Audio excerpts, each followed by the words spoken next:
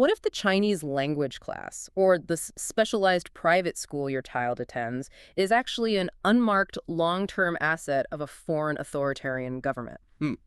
Welcome to the Deep Dive. Today we're taking a really exhaustive look at one of the most, well, resilient and concerning campaigns of foreign influence operating right here inside the United States.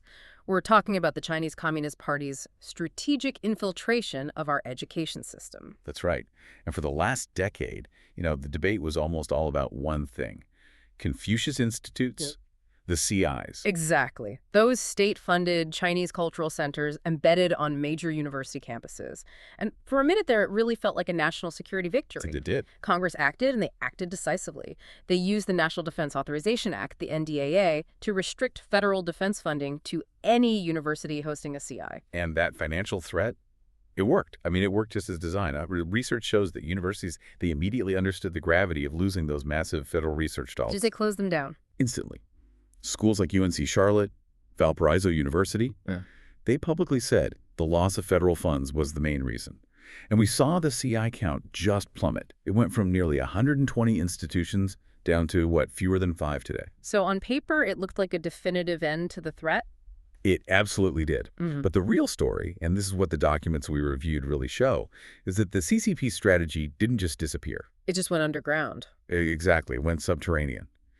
The underlying threats, foreign control over curriculum, espionage, intellectual property theft, they didn't just stop existing. They adapted. And that adaptability is what we really need to dig into today. Absolutely. This was never a short-term project about teaching Mandarin. The scale of it confirms that. We're talking about a massive long-term soft power play. Sure. Reports indicate China spent at least $158 million on U.S.-based Confucius Institutes alone since 2006. $158 million. That kind of investment doesn't just, walk away when Congress passes a bill. No way. And the warnings have been there for years. We have to remember, FBI Director Chris Wray warned Congress about this exact tactic. Right, he talked about non-traditional collectors. Non-traditional collectors, especially in the academic setting, used for espionage. So that's our mission for this deep dive. We're going to unpack the sources and really reveal how that $158 million campaign morphed into 2 new vectors of influence that are much, much harder to see. So the stealth rebirth of the CI model and something even more aggressive. The direct financial acquisition of American schools. Okay, let's start with that first one. The illusion of closure. We told universities to shut down their Confucius Institutes. So what did they actually do? Did they really just dismantle the whole thing? Well, what's truly remarkable, and what our researchers found again and again, is that they couldn't verify a complete closure at a single university that announced one, not one. So the programs didn't vanish. They were just instantaneously rebranded or migrated. Yeah. Or, absorbed into other university departments, which makes them way less visible and far less traceable. It sounds like a bureaucratic shell game, just designed to skirt the federal rules. That's a perfect way to put it. Yeah. And it happened almost immediately. Take the University of Texas, Dallas. The moment they closed their CI, they created something called the Center for Chinese Studies. And let me guess who they put in charge. The former CI director. Yeah. It wasn't some academic coincidence. It was a seamless continuation. Purdue did something very similar. They transferred their CI programs, the staff, everything, into other university units. But all still reporting to the old CI director. All still reporting to the former CI director. They kept the relationships, the staff, the partnerships. They just changed the name on the door. And the sources show the money didn't just disappear either. The closing process became this legal mess, which just proves how deep the entanglement was in the first place. It really did. These financial obligations are a huge headache for the schools. Many had to refund huge sums to the Chinese government. The case at Western Kentucky University really stands out. What happened there? WKU got $1.5 million specifically to build a model CI building. Now that the CI is gone, they are stuck in litigation with the Chinese government over paying that money back. So it wasn't just a grant. It was an investment that bought China a piece of infrastructure and, I guess, a long-term legal claim on an American university. Precisely. And this is where the story takes a really sharp and, frankly, alarming turn. The whole apparatus successfully migrated down to K through 12. The Confucius Classrooms, the K-12 version, many of them survived even when their university sponsor closed its CI. That's right. The program just slipped down the educational pipeline. And down there, federal oversight and, public awareness are far, far lower. So the infrastructure designed to influence future leaders is still intact, just in our primary and secondary schools. Give us a concrete example. How does a university program that's supposed to be shut down end up expanding its reach in K-12? Well, let's stick with Western Kentucky University. When WKU pulled out of its CI, the program's assets and mission didn't die. Okay. It was immediately transferred and registered with the local Simpson County School District. So it just moved across town, basically. And operating under a slightly different name, this new K-12 entity announced plans to reach over 22,000 Kentucky students across 18 counties. 22,000. That is not a retreat. That is a massive strategic expansion targeting younger minds. And the risk here isn't just about, cultural soft power. It's about who controls the curriculum in core subjects. Exactly. This goes way beyond an optional language class.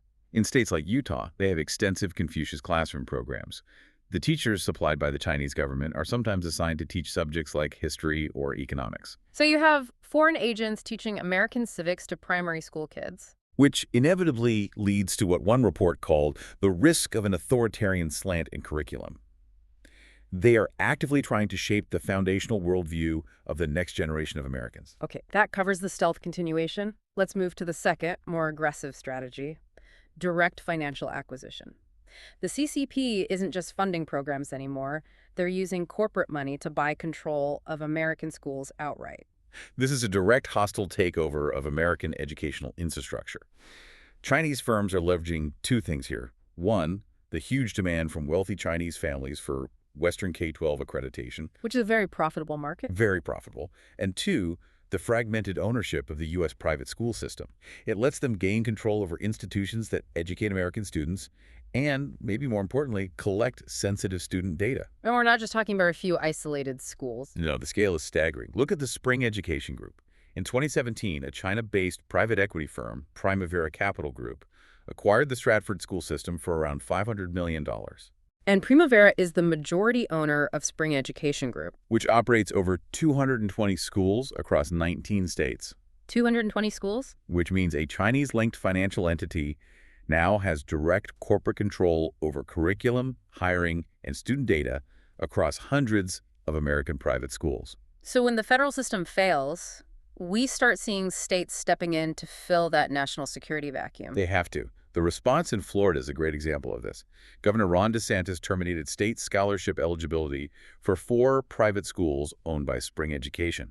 And the reason? Their ownership by Primavera Capital Group and its documented ties to the CCP. Florida basically used its own financial leverage controlling access to state money to penalize foreign ownership it saw as a security risk. The acquisition strategy is clearly about control, but when you look at the specific places they target, the national security angle becomes really stark. Yes, the most concerning ones target institutions with military connections. Take the historic New York Military Academy. It's a key prep school that often feeds students into military service. It was bought in 2015 for about $15.8 million by a Chinese-owned nonprofit. And the person leading that nonprofit is a member of a prominent advisory body to the CCP. That's a direct line of influence into a facility that trains future American military officers. Exactly right. And this prompted Congress, including Senator Ted Cruz, to introduce bills to bar military programs like JROTC from schools with documented ties to the Chinese government. We're talking about preventing foreign adversaries from controlling the ground where American troops train. And this threat, it circles right back to those universities that supposedly cleaned house.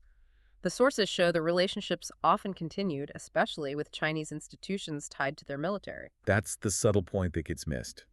Even after closing its CI, Arizona State University maintained its sister university relationship with Sichuan University. And why is that specific relationship a problem? Because Sichuan University isn't just a regular school. It's on the U.S. Commerce Department's entity list because it's an alias for China's nuclear weapons research facility. Wow. Similarly, Purdue kept partnerships with Shanghai Jiaotong University, which is integral to China's defense and nuclear programs. These partnerships facilitate research exchanges and expose U.S. faculty and IP to institutions that are actively supporting a foreign military rival. So this whole system of infiltration, the stealth programs, the corporate buyouts, the military links, it's all allowed to happen because our federal oversight is just fundamentally broken. It is. The financial reporting rules, Specifically, Section 117 of Title IV should catch this. That's the law that says universities have to disclose foreign gifts over $250,000. Right, but the Department of Education's guidance is ancient. It hasn't been updated since 2004. And because of that, and just weak enforcement, we saw a systemic non-compliance rate of nearly 70% among institutions that hosted CIs. 70%. So they just ignored the rule. For years. And hundreds of millions of dollars flowed into our universities completely undetected. What's worse than not reporting is actively hiding the money once people start asking questions. We saw institutions basically erasing the evidence. That's a key finding. The University of Michigan, for instance, went back and retroactively deleted federal disclosures showing over $300,000 from the Confucius Institute headquarters. So they just made the funding anonymous. Untraceable. And what happened next is just as concerning.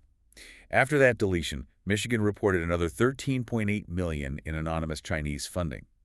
It suggests a calculated effort to keep the money flowing while making it impossible to track. And the CCP, they've learned from this. They've already set up new entities to get around our weak disclosure laws. They're constantly adapting. Once the name Hanban, the original CI headquarters, became toxic, they did a massive restructuring. They spun off new entities, like the Chinese International Education Foundation, or CIF. And how is that different? CIF is structured as a nonprofit.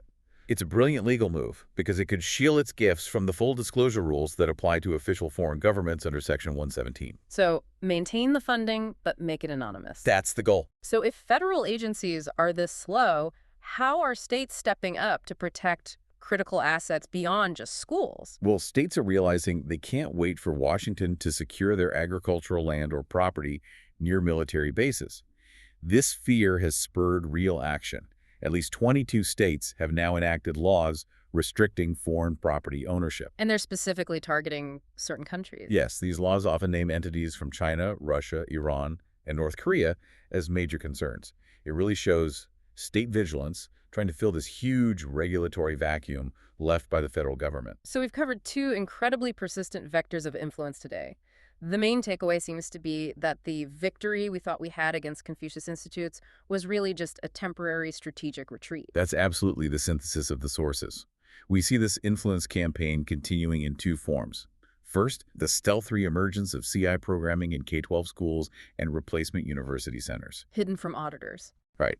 And second, the aggressive corporate acquisition of U.S. private education platforms, often linked right back to Beijing's strategic and military goals. And the ultimate purpose, according to their own documents, is about more than just teaching language or even stealing tech. The goal is much, much grander. The CCP is working toward what they call the grand goal of establishment of a community of common destiny for all mankind. And they see American classrooms, from kindergarten all the way to military prep schools, as strategic assets to achieve that. So we managed to kill the name Confucius Institute, but the real fight is over something much bigger. It is. The real fight isn't about the Mandarin class.